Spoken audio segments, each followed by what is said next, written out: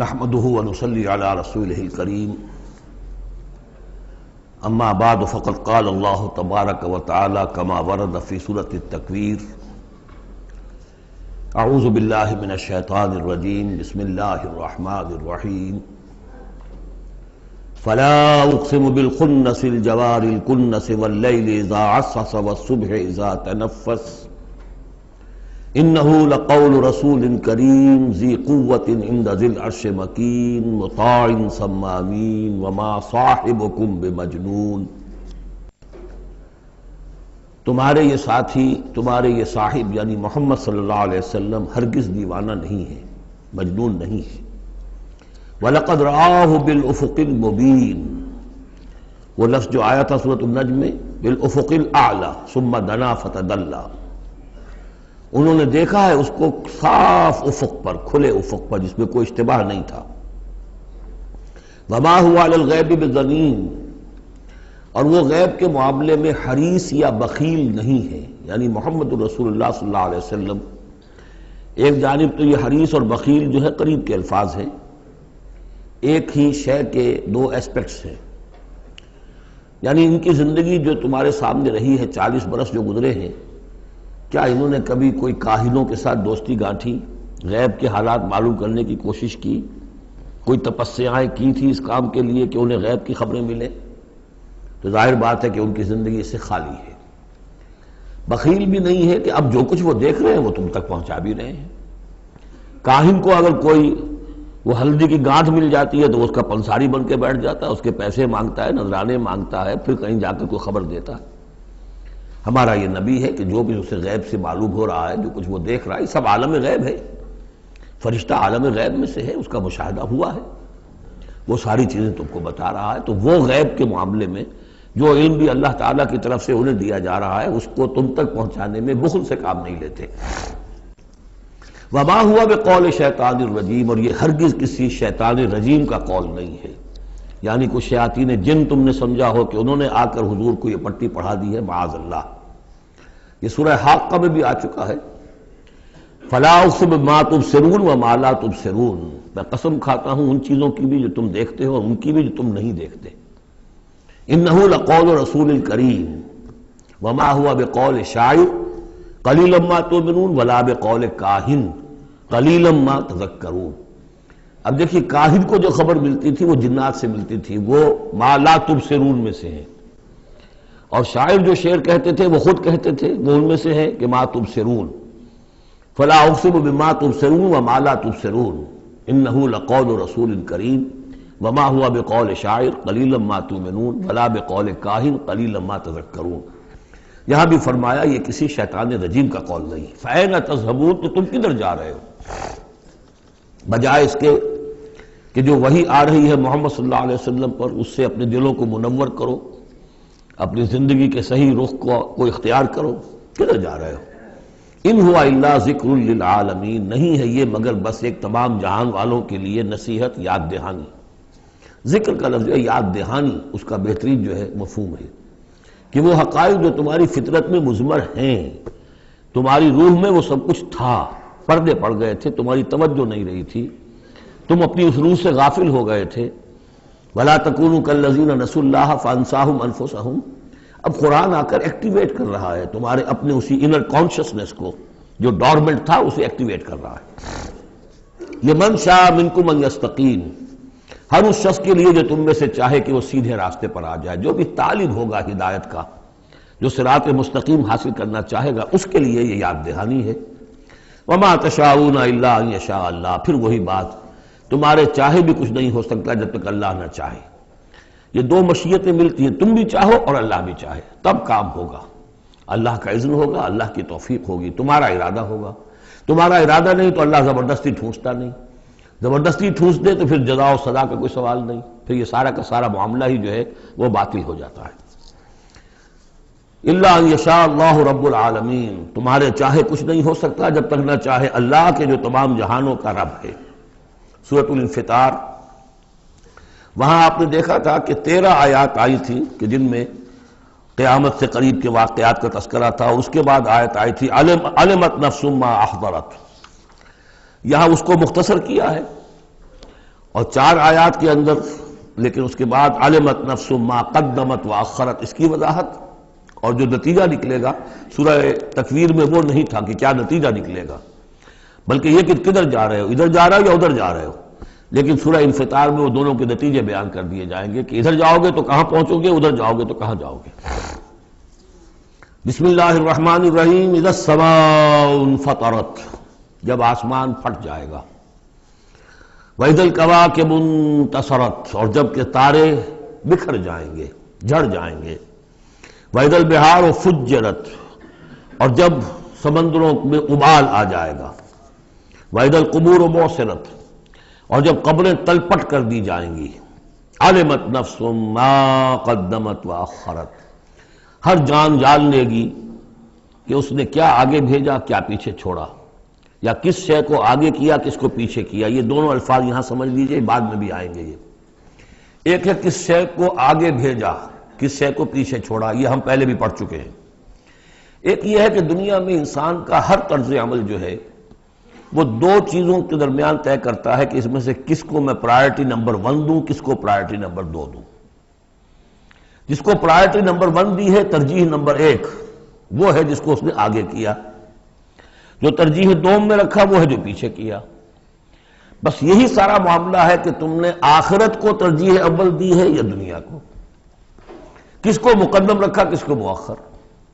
ایک راستہ یہ ہے کہ میرا مطلوب تو ہے آخرت، دنیا جتنی مل جائے نہ ملے تو بھی کوئی بات نہیں۔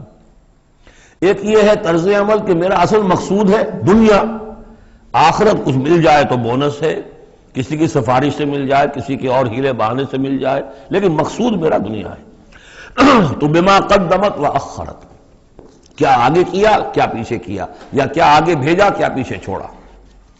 یا ایھا الانسان ما غرک بربک الکریم، اے انسان تجھے کس شخص نے دھوکے میں مبتلا کر دیا ہے اپنے رب کریم پر۔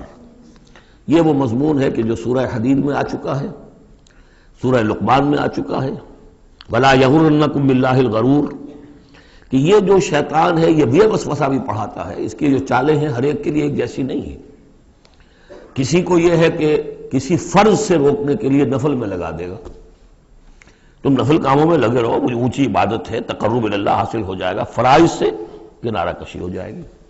کہاں یہ اقامت دین اور کہاں یہ فرائض دینی چھوڑو، آپ تو بس ذکر کیا کرو اور تہجد پڑھا کرو، رات کو جاگا کرو، بس یہ ہے اصل۔ لیکن تو فرض سے غافل کر کے اگر نوافل میں لگایا بیڑا غرق کر دیا۔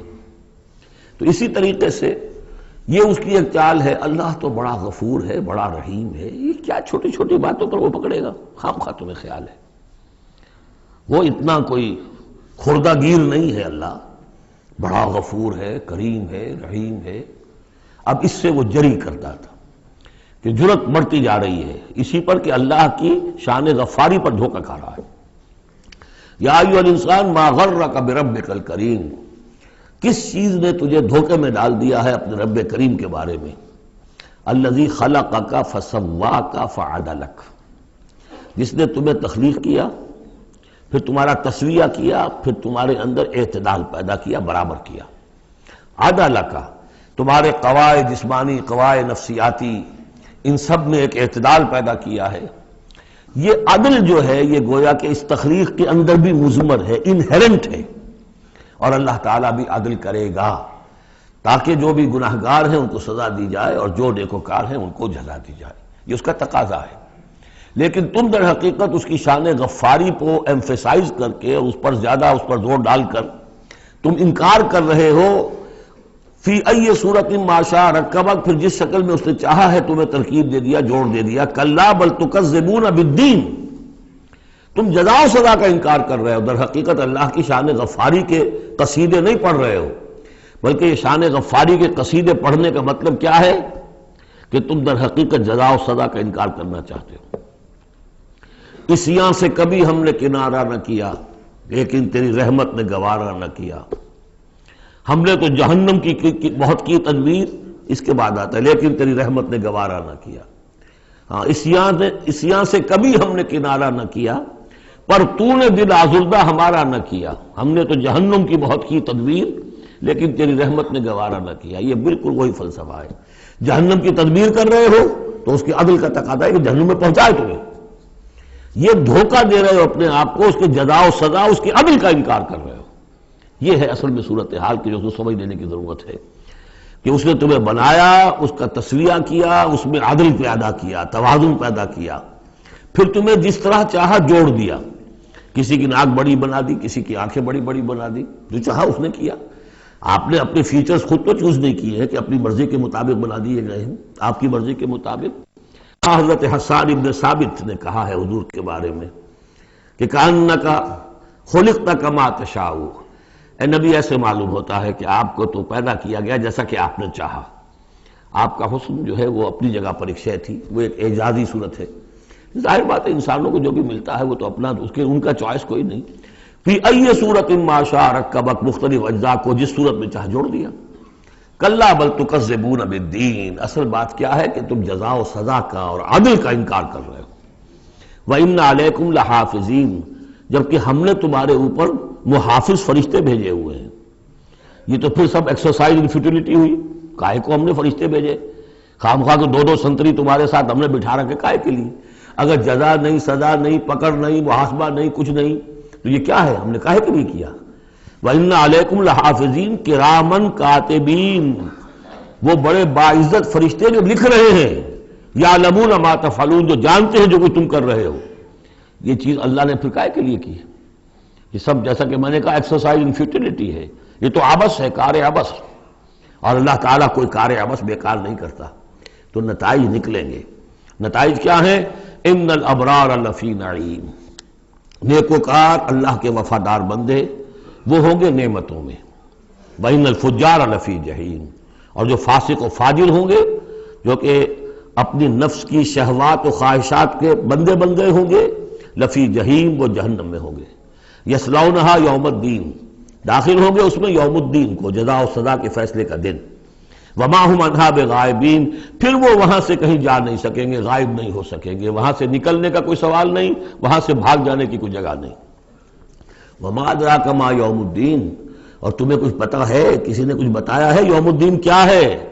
ثم ما ادراک ما یوم الدین، پھر تمہیں کچھ اندازہ ہوا ہے کہ یوم الدین کیا ہے؟ یوم لا تملک نفس لنفس شیئا والامر یومئذ للہ، جب کسی جان کو کسی دوسری جان کے لیے کوئی اختیار حاصل نہیں ہوگا، اور امر کل کا کل اللہ کے ہاتھ میں ہوگا. والامر یومئذ للہ، لمن الملک اليوم للہ الواحد القہار. واتقوا یوما لا تجزی نفس عن نفس شیئا ولا يقبل منها شفاعۃ ولا یؤخذ منها عدل ولا هم ينصرون. وہ دن جانتے ہو، وہ دن. وما ادراک ما یوم الدین ثم ما ادراک ما یوم الدین یوم لا تملک نفس لنفس شیئا والامر یومئذ للہ. سورۃ المطففین، یہ اصل میں 4 سورتوں کا یہ گروپ ہے، ان کے مضامین میں بڑی گہری مناسبت ہے. سورۃ التکویر، سورۃ الانفطار، پھر یہ مطففین، اور اس کے بعد پھر آئے گی سورۃ الانشقاق. بسم اللہ الرحمن الرحیم. ویل للمطففین، تف کہتے ہیں بہت حقیر سی شے کو. کم تولنا، کم ماپنا، کتنا فرق ڈال لے گا آدمی؟ 2 تولہ، 4 تولہ، ایک سیر جو ہے اس میں اتنا ہی کرے گا، کیا کرے گا؟ اتنی حقیر سی شے سے اپنا ایمان فروخت کر رہا ہے. تباہی ہے، بربادی ہے، ہلاکت ہے، ویل ہے. جہنم کی بدترین وادی ہے ان کے لیے جو کمی ڈالتے ہیں. مطففین الذین اذا اکتالوا علی الناس یستوفون، وہ کہ جب لوگوں سے ناپ کر لیتے ہیں تو پورا لیتے ہیں. وَإِذَا كَالُوهُمْ، اور جب ناپ کر انہیں دیتے ہیں، اور وزنوہم، یا وزن کر کے انہیں دیتے ہیں، یخسرون، تو کمی کر دیتے ہیں. یہ جو ہاتھ کی تھوڑی سی جنبش ہے، یہ کیا بتا رہی ہے؟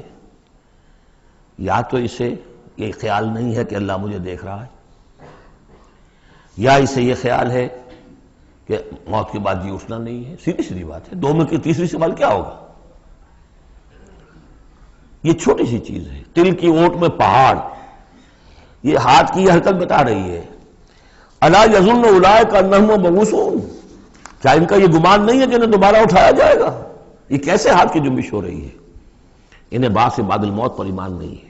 لیوم عظیم، ایک بڑے دن کے لیے انہیں اٹھایا جائے گا. یوم یقوم الناس لرب العالمین، جس دن کے لوگ کھڑے ہوں گے تمام جہانوں کے رب کے سامنے۔ کلا ان کتاب الفجار لفی سجین، کوئی نہیں، فاجروں، فاسقوں، گناہگاروں کی کتاب یا اعمال نامہ سجین میں ہوگا۔ عام طور پر سب نے یہی بات سمجھی ہے، اعمال نامہ، کافروں کا اعمال نامہ سجین میں، اہل ایمان کا اعمال نامہ علیین میں۔ بہرحال میں اس معاملے میں نے جرأت کی ہے، جسارت کی ہے، یہ میرے سمجھ میں نہیں آیا کہ اعمال نامے کے اعتبار سے یہ فرق نہیں ہے، تو نتیجہ جو سامنے آیا وہ یہ ہے۔ اصل میں جو روح اللہ تعالیٰ نے ہمیں دی ہے، ہمارے اعمال کے پر اثرات مترتب ہو رہے ہیں، وہی روح ہے، اس کے اوپر وہ سارے اثرات ہیں کہ جیسے ٹیپ کے اس فیتے کے اوپر میری ساری تقریر جو ہے وہ نقش ہو رہی ہے۔ یہ روحیں جب جائیں گی تو وہ اعمال لے کر جائیں گی اپنے ساتھ، لیکن ظاہر بات ہے کہ پھر ان اعمال کی وجہ سے ان کا معاملہ یہ ہو جائے گا کہ ان پر جو مرتسم ہو چکے ہیں اثرات، ان کے حوالے سے ان میں زمین و آسمان کا فرق ہو جائے گا۔ روح انسانی پر ثبت شدہ اثرات عمل میرے نزدیک یہاں کتاب سے تعبیر کیا گیا ہے۔ کلا ان کتاب الفجار لفی سجین، ان کی جو ارواح کے ساتھ وہ جانیں ہوگی جس کے اندر کہ وہ ان کے اعمال کے اثرات آ گئے ہیں، وہ سجین میں ہو گئے۔ سجن کہتے ہیں جیل خانہ، تو یوں سمجھیے کہ ایک محافظ خانہ ہوتا ہے ڈپٹی کمشنر کے دفتر میں، جہاں بڑے پرانی فائلیں جمع ہوتی ہیں، تو سجین وہ بھی محافظ خانہ جیل کی طرح ہوتا ہے، اس میں بھی سلاخیں لگی ہوتی ہیں۔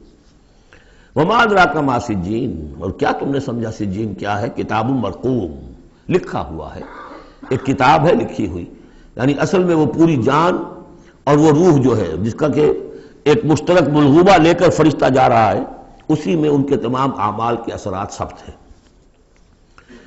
کتاب مرقوم ویل یومئذ للمکذبین، تباہی اور ہلاکی اور بربادی ہے اس دن جھٹلانے والوں کے لیے۔ الذین یکذبون بیوم الدین، جو جھٹلا رہے ہیں جزا و سزا کے دن کو۔ وما یکذب بہ الا کل معتد اثیم، اور نہیں جھٹلاتا اس دن کو مگر وہی کہ جو معتد ہے، حد سے تجاوز کرنے والا اور گناہگار ہے، وہ فیس نہیں کرنا چاہتا۔ وہ جو میں نے مثال آپ کو دی ہے بہترین، کہ کبوتر جو ہے بلی کو دیکھنا نہیں چاہتا۔ اب بلی کو وہ غائب تو نہیں کر سکتا، بھگا نہیں سکتا، اپنی آنکھیں تو بند کر سکتا ہے نا، وہ آنکھیں بند کر لیتا، اس سے یہ کہ بلی غائب تو نہیں ہو جائے گی۔ اسی طرح یہ اصل میں جو اپنے گناہ ہیں، اپنی جو حرام خوریاں ہیں، اب چونکہ فیس نہیں کرنا چاہتے قیامت کے دن کو، اس لیے اس کا انکار کر دیتے ہیں۔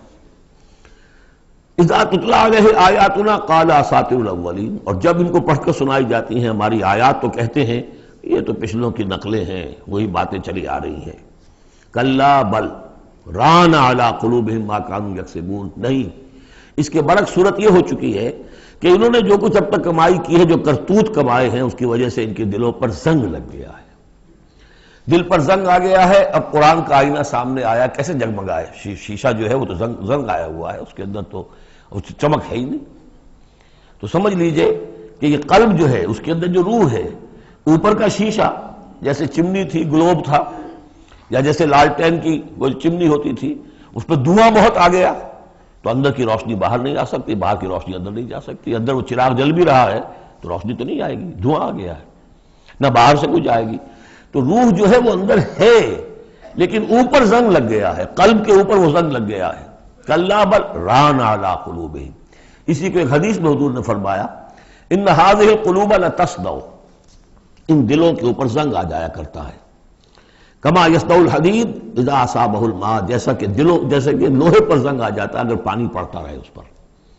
تو صحابہ نے پوچھا فما جلاؤھا یا رسول اللہ، تو اللہ کے رسول، ہم ہماری تلواروں کو اگر زنگ لگ جاتا ہم شکل کرتے ہیں، پالش کرتے ہیں، پھر جگمگا اٹھتی ہے، تو اس کی بھی کوئی جلا ہے کہ نہیں؟ فرمایا ہاں ہے، کثرت ذکر الموت و تلاوت القرآن، دو چیزوں کی کثرت کرو، یاد رکھو مرنا ہے، یہاں رہنا نہیں ہے، جانا ہے، اور نمبر دو کثرت کے ساتھ قرآن پڑھو، یہ قرآن یاد کراتا رہے گا، تذکرہ ہے، یاد دہانی ہے، تذکرہ ہے، یاد دہانی۔ کلا بل ران علی قلوبہم ما کانوا یکسبون کلا انہم عن ربہم یومئذ لمحجوبون، کوئی نہیں، یہ وہ لوگ ہیں کہ جو اس دن اپنے رب سے اوٹ میں رکھے جائیں گے۔ قیامت کے دن ان لوگوں کو نصیب نہیں ہوگا دیدار اللہ تعالیٰ کا۔ یہاں سے ثابت ہو رہا ہے کہ سورہ قیامہ میں جو کہا گیا ہے کہ وہ جو نیکوکار ہوں گے وجوہ یومئذ ناظرۃ الی ربھا ناظرہ، اہل ایمان کو عین میدان حشر میں بھی دیدار الہی کی یا اللہ کی کسی خاص شان کی کوئی ایسا مشاہدہ کرا دیا جائے گا جس سے کہ قیامت کے جو بڑے ہی سخت شدید جو مراحل ہیں ان کے لیے آسان ہو جائے گا۔ میرے نزدیک جو بھی ہمارے عام مفسرین کی رائے ہے وہی میرے نزدیک درست ہے کہ اہل ایمان کے لیے میدان حشر میں بھی اللہ تعالیٰ کا دیدار ہے، لیکن یہ لوگ جو ہے اسی وقت جب کہ یہ بھی کھڑے ہوں گے یہ نہیں دیکھ سکیں گے۔ جیسے نقشہ آیا تھا سورہ نون میں، جب پنڈلی کھولی جائے گی وَيُدْعَوْنَ إِلَى السُّجُودِ فَلَا يَسْتَطِيعُونَ، جو اہل ایمان ہوں گے وہ فوراً سجدے میں گریں گے، جو پہلے سے سجدے کرتے تھے عادی تھے، اور وہ لوگ جو ان کی کمریں تختہ ہو کر رہ جائیں گی وہ اگر چاہیں گے بھی سجدہ کرنا سجدہ نہیں کر سکیں گے۔ کَلَّا إِنَّهُمْ عَنْ رَبِّهِمْ يَوْمَئِذٍ لَمَحْجُوبُونَ ثُمَّ إِنَّهُمْ لَصَالُو الْجَحِيمِ، پھر انہیں جھونک دیا جائے گا دوزخ میں، گویا کہ یہ مرحلہ دوزخ میں داخلے سے پہلے کا ہے جس کا ذکر ہو رہا ہے، یہ میدان حشر کا ہے۔ ثم يقال هذا الذي كنتم به تكذبون، اور پھر ان سے کہا جائے گا یہ ہے وہ جس چیز کا کہ تم تکذیب کرتے تھے، جھٹلاتے تھے کہ نہیں کچھ نہیں ہے، کوئی جزا سزا نہیں، کوئی دوزخ نہیں، کچھ نہیں۔ کلا ان کتاب الابرار لفی علیین، کوئی نہیں، کتاب نامے اعمال نامے جو نیکوکاروں کے ہوں گے وہ علیین میں ہوں گے، علیین۔ وما ادراک ما علیون، اور تمہیں کچھ اندازہ ہے وہ علیون کیا ہے؟ کتاب مرقوم یشہدہ المقربون، وہ جو کتابیں لکھی ہوئی ہیں، وہ جو ارواح ہیں جن کے اوپر وہ اپنے نیک اعمال ثبت کر کے لائے ہیں، وہ ہوں گے علیون میں، اور ان کو دیکھیں گے، وہاں موجود ہوں گے مقربین، ملائکہ مقربین ہوں گے کہ جن کا قرب انہیں حاصل ہوگا، انہیں رکھا جائے گا اس بلند مقام پر قیامت تک کے لیے۔ ان الابرار لفی نعیم، یقیناً نیکوکار نعمتوں میں ہوں گے، علی الارائک ینظرون، تختوں پر بیٹھے ہوئے دیکھ رہے ہوں گے۔ تعرف فی وجوہہم نظرۃ النعیم، تم دیکھو گے ان کے چہروں کے اندر تر و تازگی کی علامات ہیں۔ کوئی اچھی نعمتوں کے اندر ناز و نعم میں پلا ہو اس کا چہرہ کچھ اور ہوگا، جو بیچارہ آدھی پردی روٹی کھا رہا ہو، غذا پوری نہ مل رہی ہو تو اس کا چہرہ اترا ہوا ہوگا۔ یسقون من رحیق مختوم، اور وہاں انہیں پلائے جائے گی وہ شراب کہ جس پر مہر لگی ہوئی ہوگی۔ یہاں سے نام اخذ کیا ہے سیرت کی ایک کتاب جو لکھی ہے ہندوستان کے ایک اہل حدیث عالم دین نے، صفی مبارک پوری، صفی الرحمن مبارک پوری، اور کتاب بہت عمدہ ہے، اس پر انہیں ایوارڈ بھی ملا ہے، شاہ فیصل ایوارڈ، اس اعتبار سے کہ واقعتاً احادیث کے حوالے سے سیرت، اور لیکن بہت ہی عمدہ اس میں سمجھتا ہوں کہ ترتیب ہے۔ رحیق مختوم، اب اس کا انگریزی میں ترجمہ بھی ہو گیا ہے۔ یسقون من رحیق مختوم، انہیں پلایا جائے گی وہ شراب کہ جو جس کے اوپر مہر لگی ہوگی، اور مہر بھی کس چیز کی؟ ختامہ مسک، مہر ہوگی مشک کی۔ وفی ذالک فلیتنافس المتنافسون، اب چاہیے کہ اس چیز کے لیے لوگ جو چاہتے ہیں حاصل کرنا وہ اس کے لیے ایک دوسرے سے مقابلہ کریں۔ تم دنیا میں لگے ہوئے دوڑ، میں حاصل کر لوں، میں حاصل کر لوں، ہر ایک حاصل کرنے کے لیے ایک سیٹ ہے جس کا کہ اعلان ہوا ہے، اب ساری سفارشیں دنیا بھر کا چکر ہو رہا ہے کہ مجھے یہ ملازمت مل جائے۔ یہ دنیا میں تم ان چیزوں کے لیے جو بھاگ دوڑ کرتے ہو اور ایک دوسرے سے مقابلہ کرتے ہو، یہ چیزیں حاصل کرنے کے لیے مقابلہ کرو، اصل شے یہ ہے، یہ وہ نعمتیں ہیں جن کو دوام ہے۔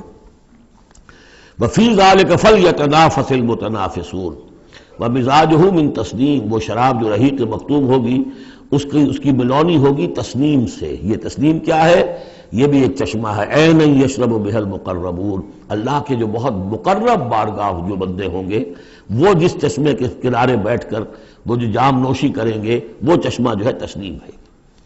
ان الذین اجرموا كانوا من الذین آمنوا يضحكون، یقیناً یہ مجرم اللہ کے باغی جو ہیں یہ اہل ایمان پر ہنسا کرتے تھے، مذاق اڑاتے تھے، دیکھو انہیں پاگل ہو گئے یہ آخرت کی فکر میں پڑے ہوئے ہیں، دنیا انہوں نے بالکل ہی بھلا دی اور لگے ہوئے ہیں آخرت میں، نو نقد نہ تیرا ادھار، پتہ نہیں وہ ہونا بھی ہے کہ نہیں ہونا، کیا پتہ، تو ہنستے تھے۔ وَإِذَا مَرُّوا بِهِمْ يَتَغَامَزُونَ، جب ان کے قریب سے گزرتے تھے یہ مسلمان تو آپس میں ایک دوسرے آنکھیں مارتے تھے کہ یہ ہے وہ بے وقوف۔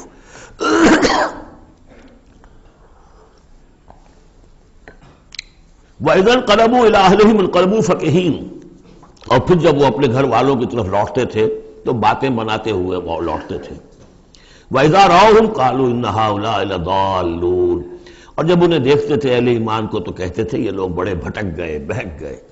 اس میں ہمدردی کا انداز بھی ہو سکتا ہے، اچھا بھلا نوجوان تھا، اچھا بھلا اپنے کیریئر میں، اپنے کاروبار میں، اپنی تعلیم میں لگا ہوا تھا، کہاں اس نے اپنا کیریئر برباد کیا ہے۔ ان ہؤلاء لضالون وما ارسلوا علیہم حافظین، جبکہ انہیں نہیں بھیجا گیا کہ ان کی حفاظت کریں اور ان کے اوپر نگہبان تو بنا کر ہم نے نہیں بھیجا تھا۔ لیکن اب اصل بات آئی، فَالْيَوْمَ الَّذِينَ آمَنُوا مِنَ الْكُفَّارِ يَضْحَكُونَ، آج کے دن، قیامت کے دن، اب یہ اہل ایمان ہنسیں گے یا ہنس رہے ہیں ان کافروں پر۔ عَلَى الْأَرَائِكِ يَنظُرُونَ، اب وہ جو بھی ان کے لیے تخت ہیں جو جمے ہوئے ہیں اعلیٰ، ان پر بیٹھے ہوئے دیکھ رہے ہیں کہ کیا حشر ہو رہا ہے ابو جہل کا اور ابو لہب کا۔ هل ثوب الكفار ما كانوا يفعلون، ثواب سے صوبے باہر بدلہ مل گیا کہ نہیں ان کافروں کو جو کچھ یہ کر رہے تھے اس کا۔ سورۃ الانشقاق، بسم اللہ الرحمن الرحیم۔ اذا السماء انشقت واذنت لربها وحقت واذا الارض مدت والقت ما فيها وتخلت واذنت لربها وحقت یا ایھا الانسان انک کادح الی ربک کدحا فملاقیہ، صدق اللہ العظیم۔ اذا السماء انشقت، جب آسمان پھٹ جائے گا۔ دیکھیے ساری یہ صورتیں وہی تذکیر آخرت۔ واذنت لربها، اذنت کان لگائے ہوئے ہیں اپنے رب کے لیے، سنتی ہے یہ زمین جو ہے، یہ آسمان گویا کہ کان لگائے ہوئے، اذنت لربها وحقت، استمع له وانقاد، سنا اللہ کی بات کو، اپنے رب کی بات کو اور اطاعت کی۔ لربها وحقت، اور تعمیل کر دے، اور یہ اسی کی مستحق ہے، اس کا حق یہی ہے، اس کا مقام یہی ہے۔ حقا یحق سے یہ مجہول بن گیا حقت۔ وَإِذَا الْأَرْضُ مُدَّتْ، اور جب کہ زمین کو پھیلا دیا جائے گا یا کھینچ دیا جائے گا۔ وَأَلْقَتْ مَا فِيهَا وَتَخَلَّتْ، اور وہ نکال باہر کرے گی، گرا دے گی باہر جو بھی اس کے اندر تھا اور خالی ہو جائے گی۔ یہ آگے چل کر سورہ زلزال میں بھی آئے گا، وَأَخْرَجَتِ الْأَرْضُ أَثْقَالَهَا، جبکہ زمین اپنے سارے بوجھ نکال کر باہر پھینک دے گی، جو مردے ان میں دفن ہیں، جو بھی ان کے اجزاء ہیں، ان سب کو نکال کر تاکہ وہ دوبارہ بنے اور بن کر کھڑے ہو جائیں، اور بھی جو کچھ ہے۔ وَأَذْنَتْ لِرَبِّهَا وَحُقَّتْ، اور زمین کا معاملہ بھی یہی ہے کہ وہ اپنے رب کا حکم سنتی ہے اور اس کی تعمیل کرتی ہے، اور وہ اسی کی سزاوار ہے، یہی اس کو لائق ہے، زیب دیتا ہے۔ یا ایھا الانسان، اے انسان، انک کادح الی ربک کدحا فملاقیہ، یہ بہت اہم نفسیاتی حقیقت ہے، یہ آگے چل کر سورہ بلد میں بھی آئے گی کہ انسان کو، ہر انسان کو مشقت میں پیدا کیا گیا ہے۔ ہر انسان کے لیے دنیا جو ہے دارالمحن ہے، اگرچہ مشقتوں کی نوعیت جو ہے اس میں فرق ہے۔ کسی کی جسمانی مشقت زیادہ ہے، وہ کسی چلائی ہے، اس نے اینٹیں ڈھوئی ہیں، ہل چلایا ہے، پھر وہ رات کو ایسا سوتا ہے کہ اس کو صبح کی خبر دیتا ہے، اسے اس وقت بے چینی کوئی نہیں ہوتی۔ کسی کی ذہنی ہے، مل کا مالک ہے، بیٹھا ہوا ہے، پرابلم ہے، وہ رات کو بھی پیچھا نہیں چھوڑتے وہ پرابلمز، پھر اسے ہپنوٹکس چاہیے، اسے کوئی اور سیڈیٹیوز چاہیے، کسی طرح کی چیزیں، اینٹی ڈپریسنٹس چاہیے۔ ساری جو آج دنیا میں سب سے بڑی مارکیٹ جو ہے میڈیسنز میں، وہ ان دوائیوں کی ہو چکی ہے امریکہ میں۔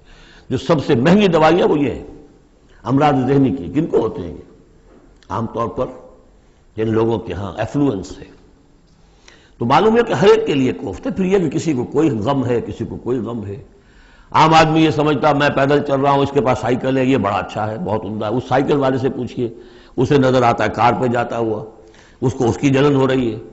کار والا جو ہے وہ دیکھتا کہ مجھ سے بہت زیادہ نئے ماڈل کی کار پہ گیا ہے، نئی کار پر زلزلاتا ہوا، اسے اس کی کوفت ہو رہی۔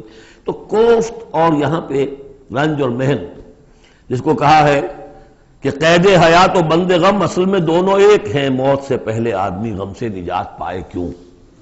اور معاملہ یہ ہے کہ موت پر بھی جب نجات نہ ملی، اب تو گھبرا کے یہ کہتے ہیں کہ مر جائیں گے، اور مر کے بھی چین نہ پایا تو کدھر جائیں گے؟ وہ جو اب جو گھبرا کے یہ کہتے ہیں وہ تو بات آئے گی آپ کو سورہ بلد میں۔ قید حیات و بند غم اصل میں دونوں ایک ہیں، موت سے پہلے آدمی غم سے نجات پائے کیوں، یہ سورہ بلد میں ہے۔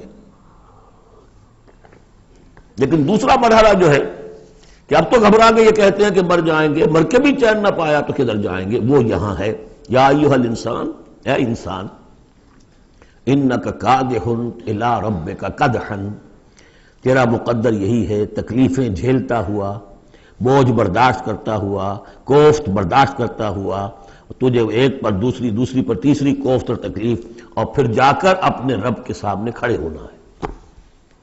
ملاقی، اب جو بار برداری کے حیوان ہیں، بیل ہے جتا ہوا ہے، اب جتائے رکھیے، اسے رہٹ میں لگا لیا آپ نے اس کو کسی اپنے ہل میں جوت لیا، اس کے بعد اس سے حساب کتاب تو کوئی نہیں نا۔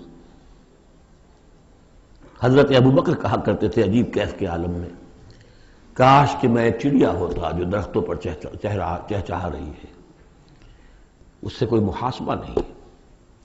کاش کہ میں گھاس کا ایک تنکا ہوتا جو جلا دی جاتی ہے ختم ہو جاتی ہے، اس سے محاسبہ کوئی نہیں ہے، پوچھ گچھ کوئی نہیں۔ یہاں ہے محاسبہ، یا ایھا الانسان انک کادح، مشقتیں بھی جھیلو، صدمے بھی جھیلو، بوجھ بھی اٹھاؤ، اینٹیں بھی ڈھو، اور جو بھی کرنا، قلم کی گھس گھس کرو، بیٹھو، جاؤ 3 جگہ 4 جگہ مطلب کرو، اور مریضوں کی خدمتیں کرو، اور پھر یہ کہ سب کچھ کر کے پھر ایک دن کھڑے بھی ہو جانا ہے۔ اب جاؤ ذرا حساب کتاب۔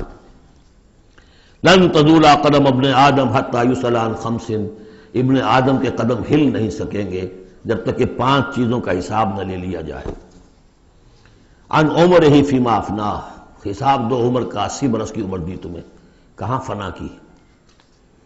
خاص طور پر وعن شبابہ فیما ابلاہ، شباب، جوانی، قوتوں کا، امنگوں کا دور، وہ کہاں گلائی تھی جوانی؟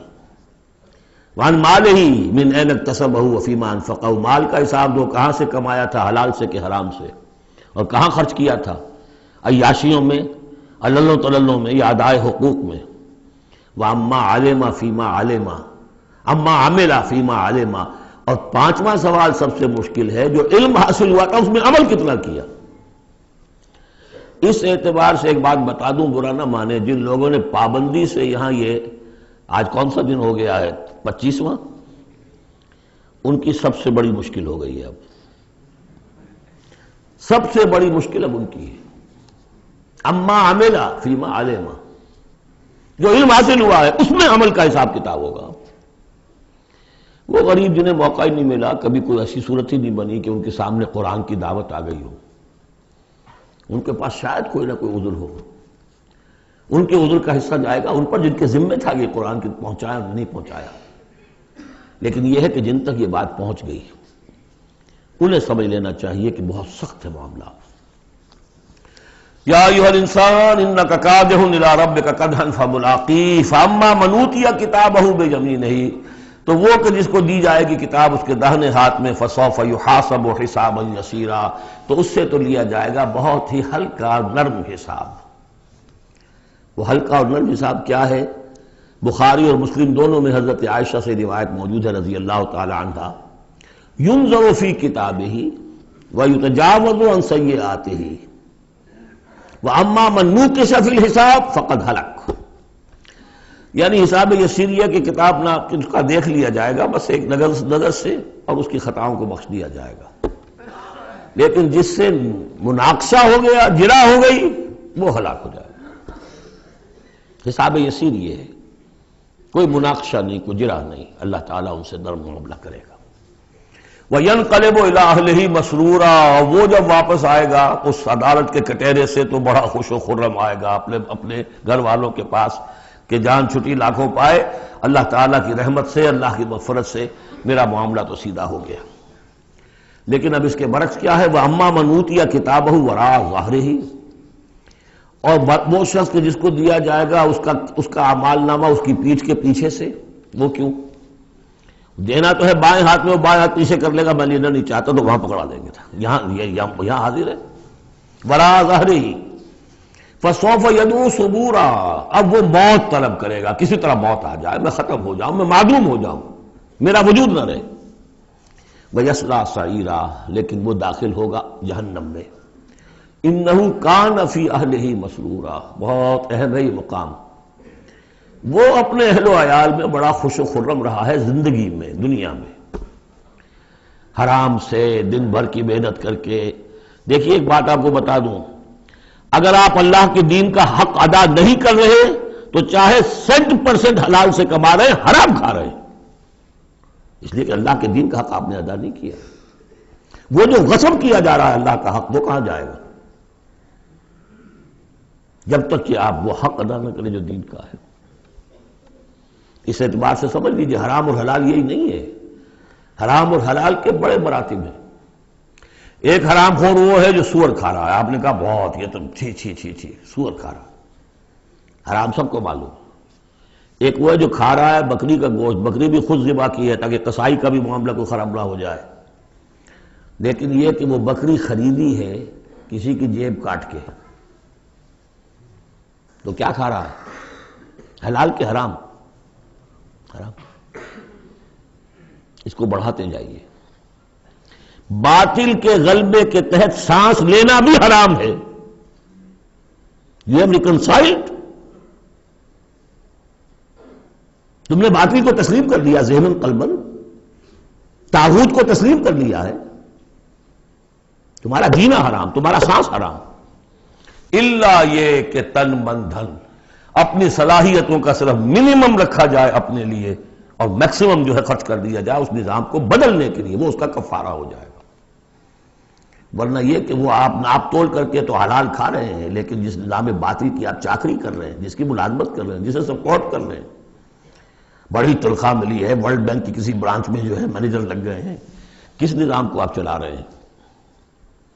بہرحال وہ بات لمبی ہو جائے گی، لیکن وہ دنیا میں خوش و خرم تھا، اچھا کھلا رہا تھا، دودھ ملائی ربڑی اپنے بچوں کو، ہر وقت آ رہا ہے تو نئی چیزیں لے کر آ رہا ہے، ولایت سے آ رہا ہے تو ایک ایک بچے کو بلا کر تمہارے لیے یہ لایا ہوں، تمہارے لیے یہ لایا ہوں، وہ دنیا میں وہ خوشیاں لے آیا، اب یہاں کچھ نہیں ہے۔ وہ اللہ کا بندہ جو دنیا میں ڈرتا رہا، انا کنا فی اہلنا مشفقون، ہم تو ڈرتے تھے کیا ہوگا، اللہ کے حضور میں روز کھڑا ہونا ہوگا، ان کے لیے یہاں آیا ینقلب الی اہلہ مسرورا، اب وہ لوٹے گا اللہ کی عدالت کی کٹہری سے اپنے گھر والوں کی طرف تو خوش و خرم ہوگا۔ اور یہ جو ہے یہ دنیا میں خوش و خرم رہا تھا اپنے اہل و عیال میں۔ انہ کان فی اہلہ مسرورا انہ ظن ان لن یحور، اس کو گمان یہ ہو گیا تھا کہ لوٹ کر آنا نہیں ہے، ہمارے پاس آنا نہیں ہے۔ بلا، کیوں نہیں؟ ان ربہ کان بہ بصیرا، یقیناً اس کا رب تو اسے دیکھ رہا تھا، ہر آن دیکھ رہا تھا، اس کی نگاہ میں تھا۔ فلا اقسم بالشفق واللیل وما وسق والقمر اذا اتسق لترکبن طبقا عن طبق۔ یہ ہے اصل میں وہ مقام جس کے حوالے سے میں نے آپ کو کہا تھا کہ سورہ مدثر کی ان آیات کو ذہن میں رکھیے۔ کلا والقمر، تو یہ دیکھیے کہ وہاں بھی درمیان میں پھر اثر نو قسمیں آ گئی تھیں، دو تقریباً یہ سمجھیے دو صورتیں بن گئیں، شروع میں یا ایھا المدثر سے لے کر اور آیت نمبر 31 تک، اور پھر کلا والقمر واللیل اذا ادبر والصبح اذا اسفر انہا لإحدی الکبر۔ وہی بات یہاں ہے، ایک مضمون پورا ہو چکا۔ فلا اقسم بالشفق، تو نہیں مجھے قسم ہے شام کی سرخی کی، واللیل وما وسق، اور رات کی اور جو چیزیں اس میں سمٹ آتی ہیں، والقمر اذا اتسق، لیکن پھر جب چاند جو ہے رفتہ رفتہ بھرتا ہے اور پورا ہو جاتا ہے، 14ویں کا چاند بن جاتا ہے۔ یہ اصل میں میرے نزدیک واللہ عالم، یہ کسی اور کوئی بات میں نہیں کہہ رہا ہوں، میرے نزدیک یہ دو بڑی اہم خبروں کی نشاندہی ہے جو قرآن میں کی گئی ہے، اور وہاں ہے بھی انہا لإحدی الکبر، بہت بڑی خبر ہے یہ کہ محمد رسول اللہ صلی اللہ علیہ وسلم کا جب خورشید ہدایت طلوع ہوا ہے تو اس وقت صورت کیا تھی؟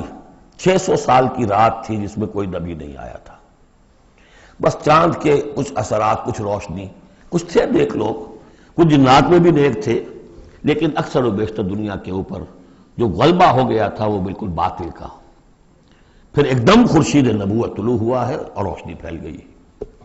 اب خبر دی ہے اسی خورشید نبوت نے صلی اللہ علیہ وسلم کہ قیامت سے پہلے ایک مرتبہ پھر یہ دین کا غلبہ ہوگا، جیسا آپ کے دست مبارک سے بنفس نفیس جزیرہ نمائے عرب پر پورا خورشید اسلام چھا گیا، نظام دین قائم ہو گیا۔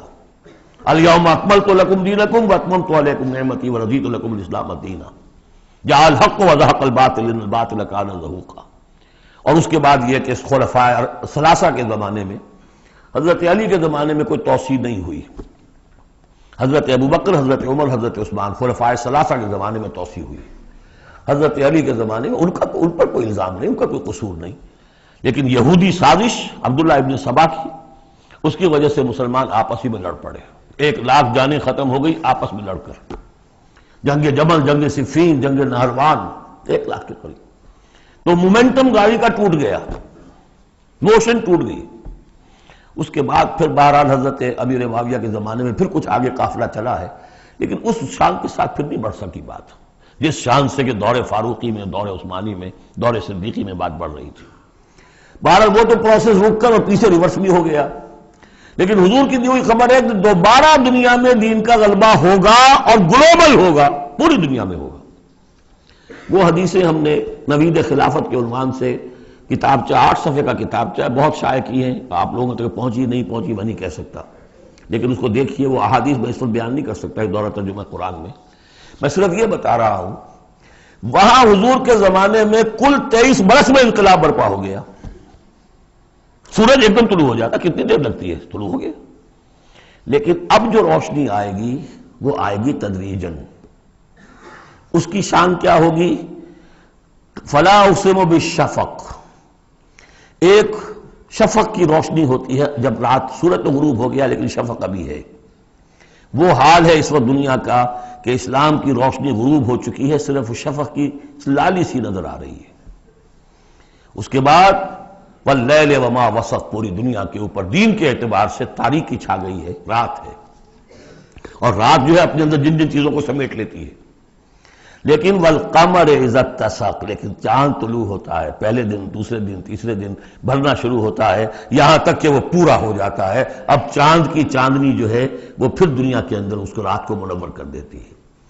لَتَرْكَبُنَّ طَبَقًا عَنْ طَبَقٍ، اسی طرح تم چڑھو گے درجہ بدرجہ، یعنی اب جو تجدید دین کا کام ہوگا، اب جو اقامت دین کی جد و جہد ہوگی، اب جو دنیا میں خلافت علی منہاج النبوت کا نظام قائم ہوگا، تو وہ کسی ایک نسل میں نہیں ہو جائے گا، کسی ایک دائی یا ایک تحریک کے ذریعے سے نہیں ہو جائے گا، درجہ بدرجہ۔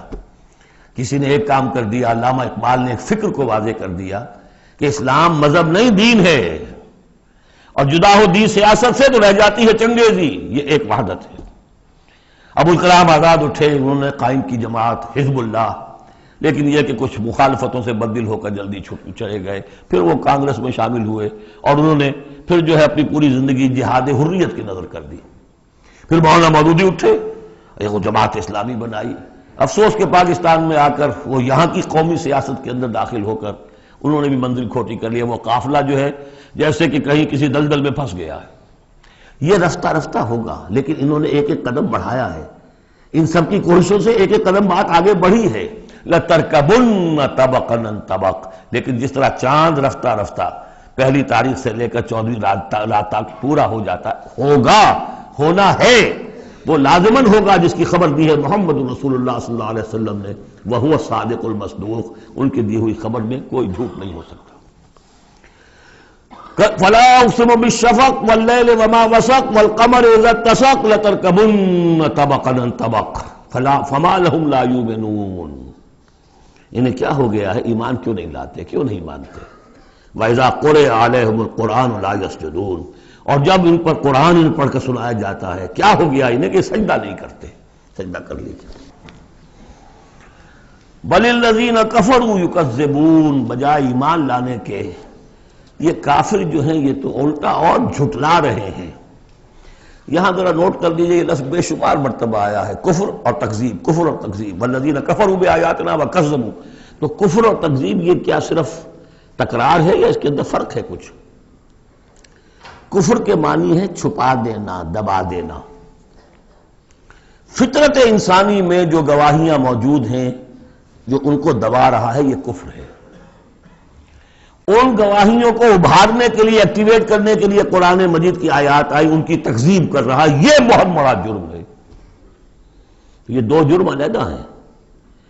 اپنی فطرت کے اندر جو گواہیاں مضمر ہیں انہیں چھپانا، دبانا، لیکن پھر جب آیات ربانیہ سامنے آئے ان کو جھٹلا دینا، یہ ڈھٹائی کی حد ہے۔ پھر والذین کفروا وکذبوا بآیاتنا اولئک اصحاب النار هم فیہا خالدون، یہ تو جو پہلا چارٹر دیا گیا تھا حضرت آدم کو خلافت عرضی کا چارج سنبھالتے وقت، اب اتر جاؤ یہاں سے، اس جنت سے جاؤ نیچے اور جا کر چارج لو اور زمین کا، اور وہاں کیا ہوگا؟ فَإِمَّا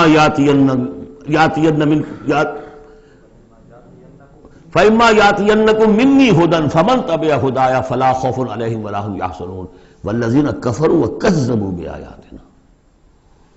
کفر پہلا جرم اور تکذیب یہ مہا جرم۔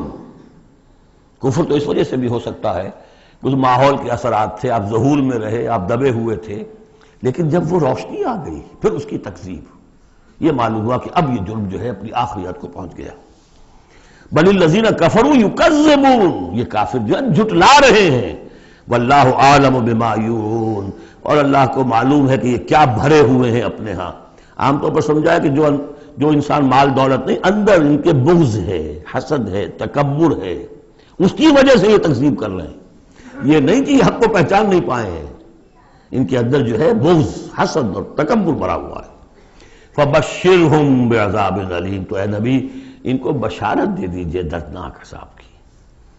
الا الذین آمنوا وعملوا الصالحات لہم اجر غیر ممنون، سوائے ان کے کہ جو لوگ ایمان لائے اور جنہوں نے نیک عمل کیے، ان کے لیے اجر ہے بے انتہا، کبھی ختم نہ ہونے والا، منن کاٹ دینا، اگر کوئی چیز کٹ جائے گی اس کی انتہا ہو گئی، نہیں، یہ کٹ نہیں سکے گا، اس کا سلسلہ جاری رہے گا، مسلسل، غیر ممنون، یہ مسلسل ہے، ختم ہونے والا نہیں۔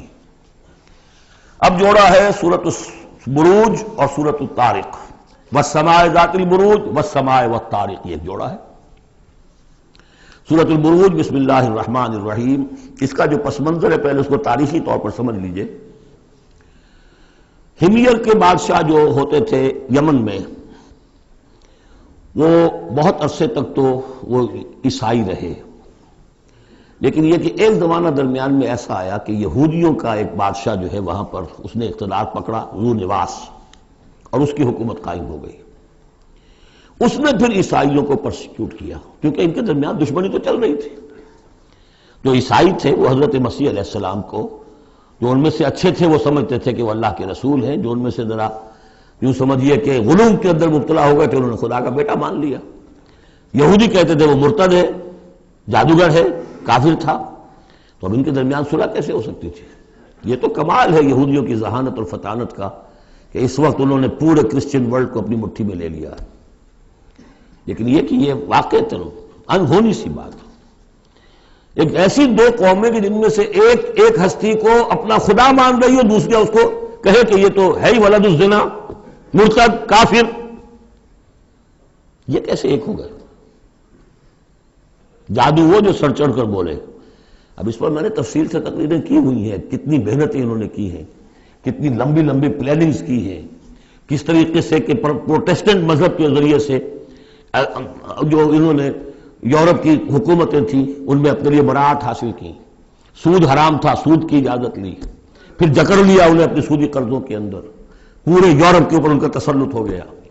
یہ سارے کام انہوں نے کیے بڑی مسلسل محنت سے۔ پھر ایلڈرز آف دی زوائن، انہوں نے بیٹھ کر، بڑے بڑے کون تھے وہ ایلڈرز آف دی زوائن؟ سب کے سب جو بینکرز تھے بڑے بڑے، راک چائلڈز اور یہ اور وہ، اور ان سب نے بیٹھ کے پلان بنایا۔ 1897 میں جو پلان بنایا ہے، 20 سال کے اندر اندر اس کا پہلا نتیجہ حاصل کر لیا، بالفور ڈیکلیریشن لے لیا برطانیہ سے کہ یہودیوں کو حق حاصل ہے کہ فلسطین میں آباد ہوں، جائیں مکان خریدیں، زمینیں خریدیں، جس کے نتیجے میں 31 برس کے بعد اسرائیل کی ریاست قائم ہو گئی 1948 میں۔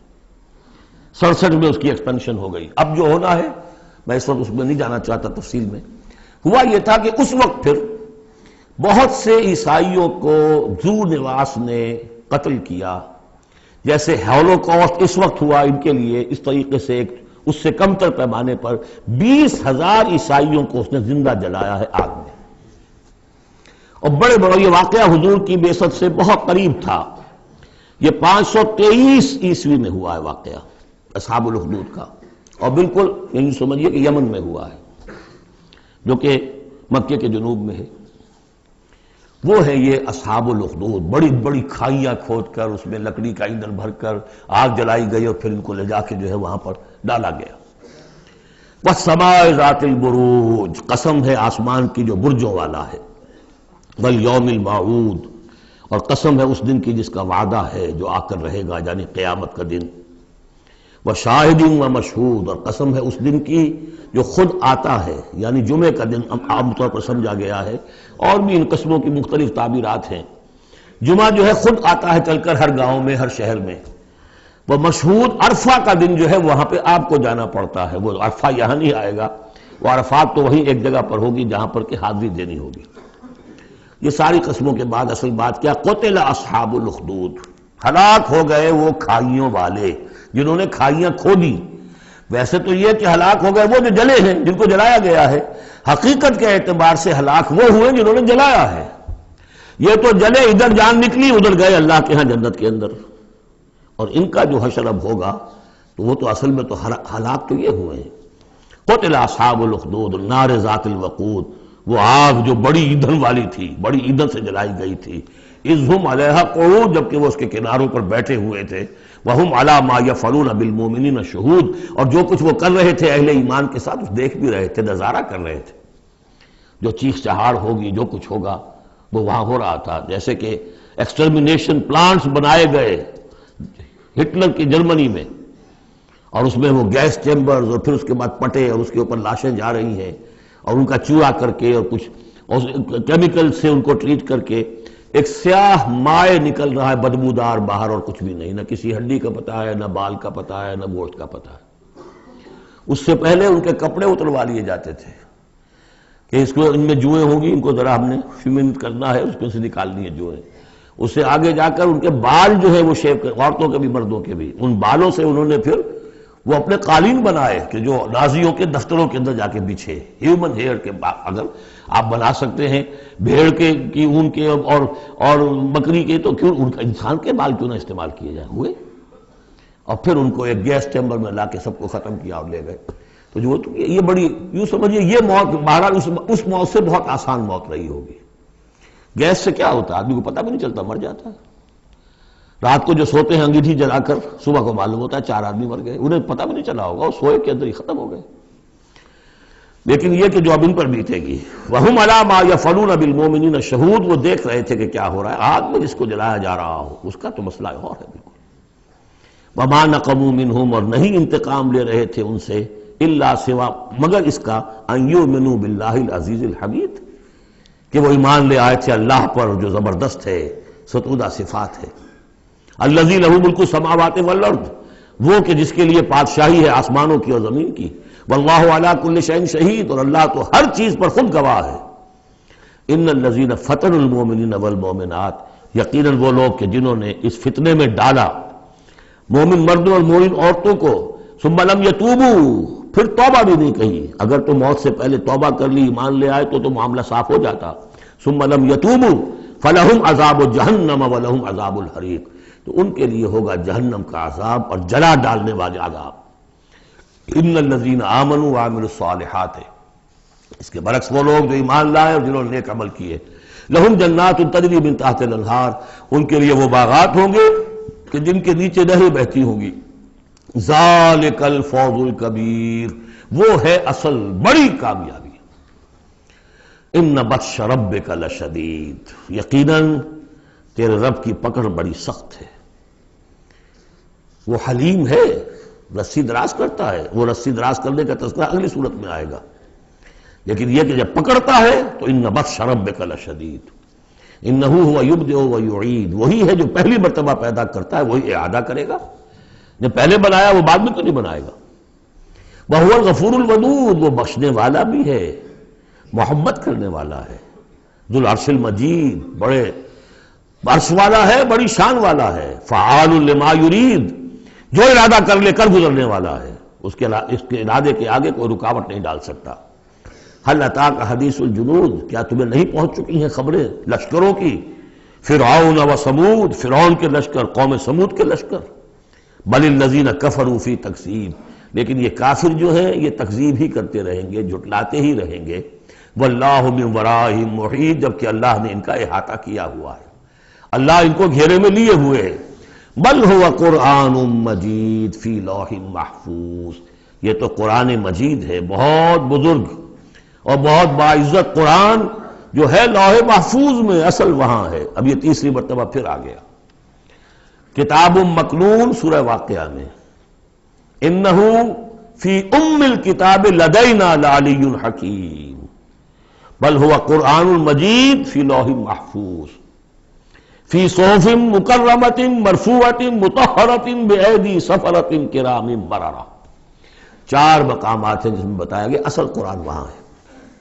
سورۃ الطارق، بسم اللہ الرحمن الرحیم، والسماء والطارق، قسم ہے آسمان کی اور رات کے وقت اندھیرے میں آنے والے کی، اندھیرے میں آنے والے ستارے۔ وما ادراک ما الطارق، تم جانتے ہو کیا ہے وہ طارق؟ النجم الثاقب، وہ ستارہ، چمکدار ستارہ۔ ان کل نفس لما علیہا حافظ، جان لو کہ کوئی جان نہیں ہے کہ جس پر کوئی نہ کوئی نگہبان موجود نہ ہو۔ ان علیہم لحافظین کرامن کاتبین یعلمون ما تفعلون۔ پھر یرسل علیکم حفظہ، اللہ تعالیٰ نے ایک ایک انسان کے لیے کتنے فرشتے معمور کیے ہوئے ہیں، اس کی حفاظت کرنے والے فرشتے اور اس کے اعمال کو لکھنے والے فرشتے۔ ان کل نفس لما علیہا حافظ، یقیناً ہر جان پر ایک نگہبان موجود ہے۔ فلینظر الانسان مما خلق، انسان کو سوچنا چاہیے کس چیز سے پیدا کیا گیا۔ خلق من ماء دافق، پیدا کیا اس پانی سے جو اچھلتا ہوا نکلتا ہے۔